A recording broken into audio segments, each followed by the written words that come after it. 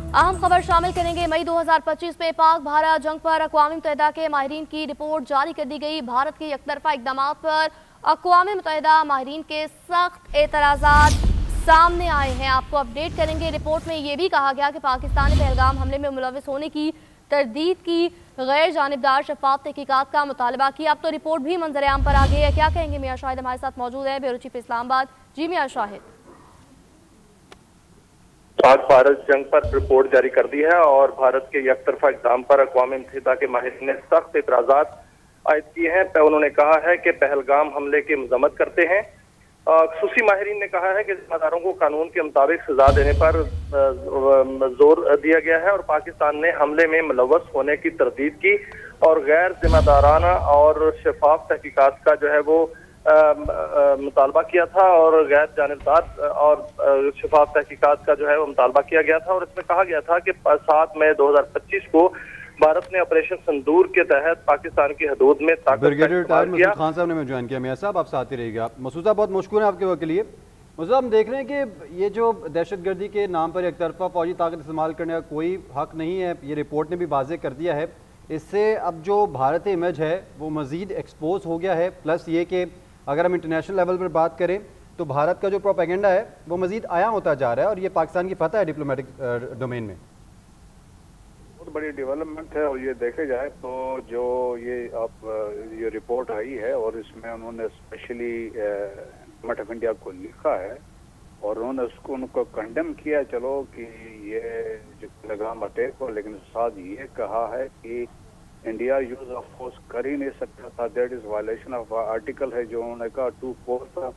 और उन्होंने कहा कि वो किसी सूरत में उन्होंने इसलिए भी वजह नहीं बनती थी, उन्होंने कोई सबूत कंक्रीट एविडेंस लेके नहीं आए और यूनाइटेड नेशन को इतला नहीं दी गई। और उन्होंने ये भी कहा कि सिविलियन एरियाज में स्पेशली टारगेट किए गए तो उसमें हमें यहाँ पाकिस्तान में खवातीन और बच्चे उससे शहीद हुए थे। और फिर उन्होंने कहा कि पाकिस्तान की सॉवरेनिटी की वायलेशन हुई और उन्होंने कहा फिर पाकिस्तान को फिर दिफा में इसका जवाब देना पड़ा।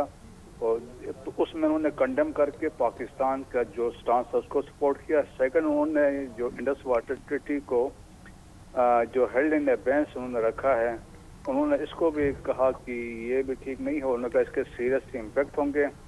और उन्होंने कहा कि इंडिया इस पर एक अपॉलॉजी जो है वो इस पे करेगा, पाकिस्तान से उसको अपॉलॉजी सरेंडर करनी चाहिए क्योंकि ये सब कुछ जो कुछ इंडिया ने किया दैट इज द वायलेशन में उन्होंने किया।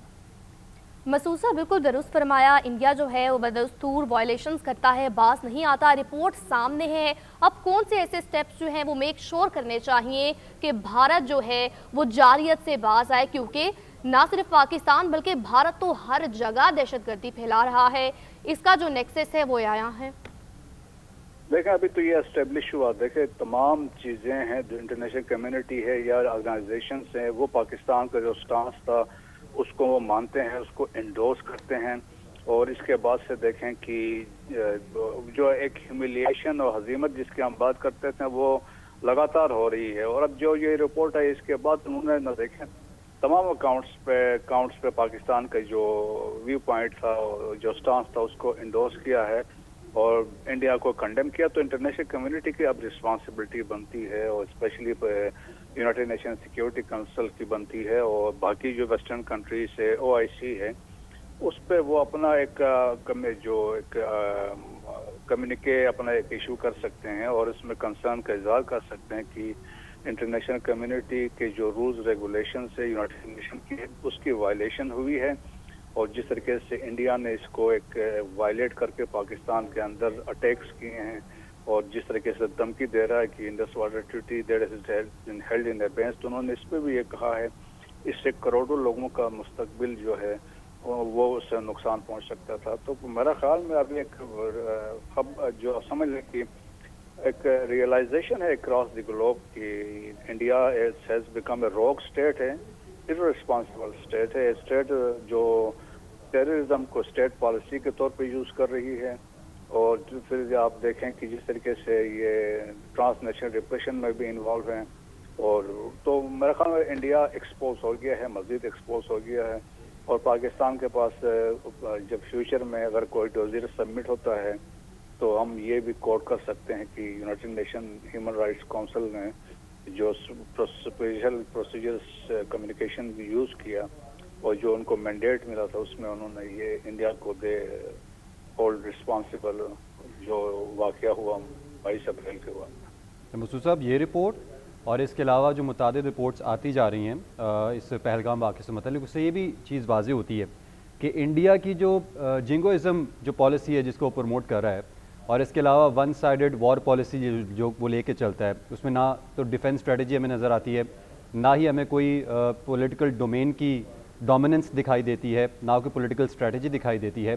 तो आप समझते हैं कि जो जिंगोइज़म प्रमोट करने की कोशिश कर रहा था भारत अपना खित्ते में तसल्लुत बरकरार रखने के लिए, उसको भी थप्पड़ रसीद किया गया इस रिपोर्ट के जरूर? हाँ बिल्कुल, और बल्कि देखें उनको कहा गया कि वो माफ़ी मांगे कि जो अनलॉफुल यूज ऑफ फोर्स जो उन्होंने किया है, एक उस पर कहा कि माफ़ी मांगे, और सेकंड उन्होंने कहा कि जो कंप्लाई करे विद इंडस वाटर ट्रीटी जो एक इंटरनेशनल स्पॉन्सर्ड ट्रीटी है, और उन्होंने कहा कि आप 60 दिन के अंदर अंदर ये चीज़ें जो है पब्लिक भी करें।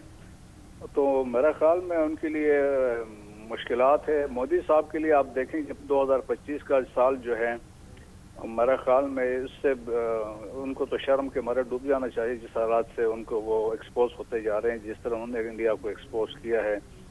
इंडिया का आप देखें एक हिंदुत्वानाइजेशन किया है, तो हालात ऐसे हैं जो उनके बहुत अगेंस्ट जा रहे हैं।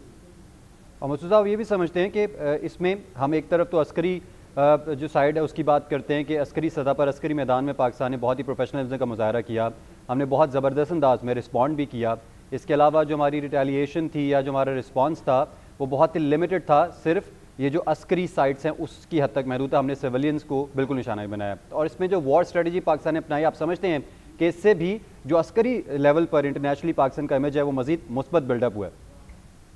देखेंगे पाकिस्तान ने तो बिल्कुल यूनाइटेड नेशन की जो चार्टर के मुताबिक अपने इकदाम उठाए हैं, और पाकिस्तान ने जो कुछ किया सेल्फ डिफेंस में किया, और पाकिस्तान ने आर्टिकल 51 है जो यूनाइटेड नेशन का चार्टर है, उसके मुताबिक पाकिस्तान ने अपने सेल्फ डिफेंस में जो इकदाम उठाए थे उसका एक आप कहें एक जवाब दिया था, और जिसको वो एक्नॉलेज ये ह्यूमन राइट्स काउंसिल वाले भी एक्नॉलेज करते हैं।